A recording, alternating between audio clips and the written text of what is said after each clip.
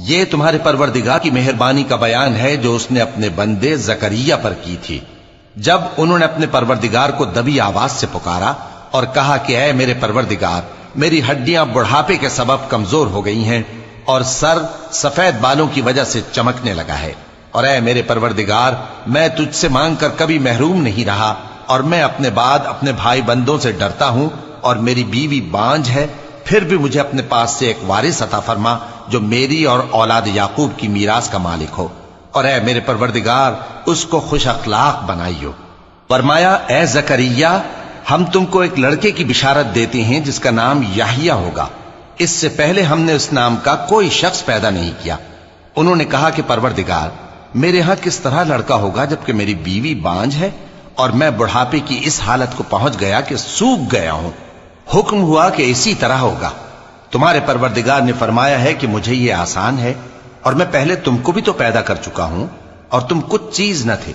کہا کہ پروردگار میرے لیے کوئی نشانی مقرر فرما۔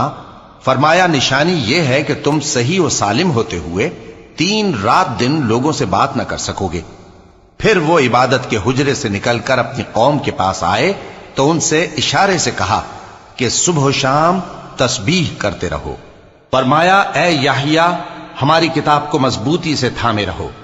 اور ہم نے ان کو لڑکپن ہی میں دانائی عطا فرمائی تھی اور اپنے پاس سے شفقت اور پاکیزگی دی تھی، اور وہ پرہیزگار تھے اور وہ اپنے ماں باپ کے ساتھ نیکی کرنے والے تھے اور سرکش اور نافرمان نہیں تھے۔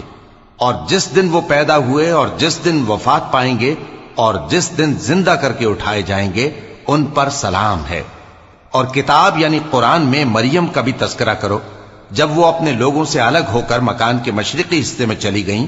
پھر انہوں نے ان کی طرف سے پردہ کر لیا، تو ہم نے ان کی طرف اپنا فرشتہ بھیجا، سو وہ ان کے سامنے ایک خوبصورت مرد کی صورت میں آیا۔ مریم بولی کہ اگر تم پرہیزگار ہو تو میں تم سے بچنے کے لیے رحمان کی پناہ لیتی ہوں۔ فرشتے نے کہا کہ میں تو تمہارے پروردگار کا بھیجا ہوا یعنی فرشتہ ہوں، اور اس لیے آیا ہوں کہ تمہیں پاکیزہ لڑکا بخشوں۔ مریم نے کہا کہ میرے ہاں لڑکا کیوں کر ہوگا جبکہ مجھے کسی مرد نے بطور شوہر چھوا تک نہیں اور میں بدکار بھی نہیں ہوں۔ فرشتے نے کہا کہ یوں ہی ہوگا، تمہارے پروردگار نے فرمایا کہ یہ مجھے آسان ہے اور میں اسے اسی طریق پر پیدا کروں گا تاکہ اس کو ہم لوگوں کے لیے اپنی طرف سے نشانی اور ذریعہ رحمت بنائیں، اور یہ کام مقرر ہو چکا ہے۔ چنانچہ وہ اس بچے کے ساتھ حاملہ ہو گئیں اور اسے لے کر ایک دور جگہ چلی گئیں۔ پھر درد ذہ ان کو کھجور کے تنے کی طرف لے آیا، کہنے لگیں کہ کاش میں اس سے پہلے مر چکتی اور بھولی بسری ہو گئی ہوتی۔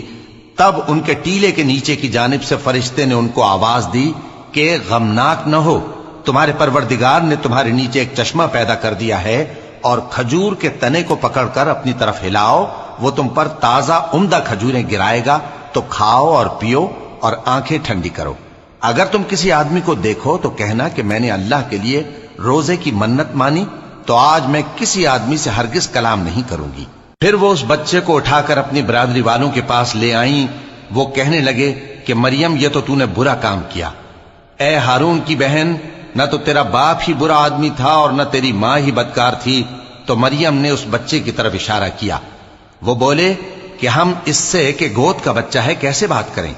بچے نے کہا کہ میں اللہ کا بندہ ہوں، اس نے مجھے کتاب دی ہے اور نبی بنایا ہے، اور میں جہاں ہوں اور جس حال میں ہوں اس نے مجھے صاحب برکت بنایا ہے، اور جب تک زندہ ہوں مجھ کو نماز اور زکوٰۃ کا ارشاد فرمایا ہے، اور مجھے اپنی ماں کے ساتھ نیک سلوک کرنے والا بنایا ہے اور سرکش و بدبخت نہیں بنایا، اور جس دن میں پیدا ہوا اور جس دن مروں گا اور جس دن زندہ کر کے اٹھایا جاؤں گا مجھ پر سلام ہے۔ یہ مریم کے بیٹے عیسیٰ ہیں، اور یہ سچی بات ہے